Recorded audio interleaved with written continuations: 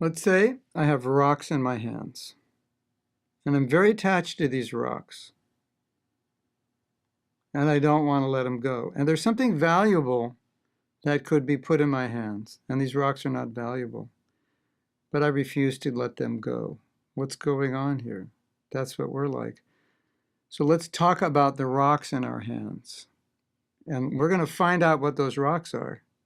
And we're going to find out that we really don't need those. So let's find out what your rocks are.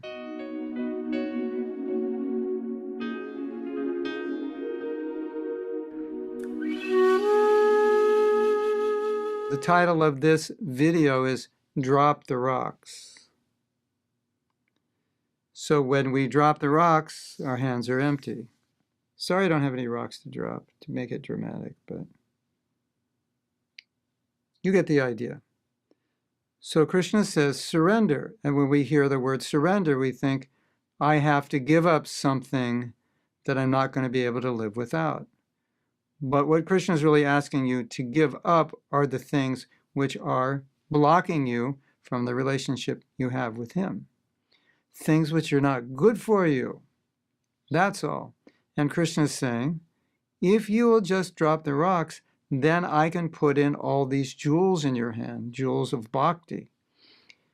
And so you're not really surrendering per se, you're really getting a lot more, and what you're surrendering or giving up are only the things that are just problematic for you anyway.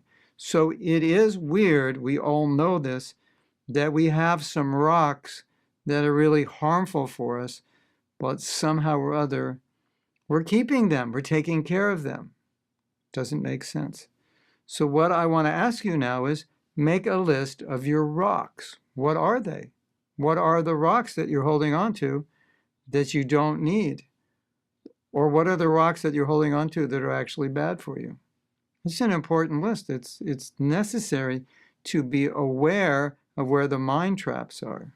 The mind, not mind, well, that's also another mine. You know, you step in them and they explode. They call it landmines. Is it something? Anyway, in wartime, they have mines hidden in the ground. You step on it, it explodes, you die. So we need to know where they are. Now, the next question after you answer this, or just think about it, the next question is,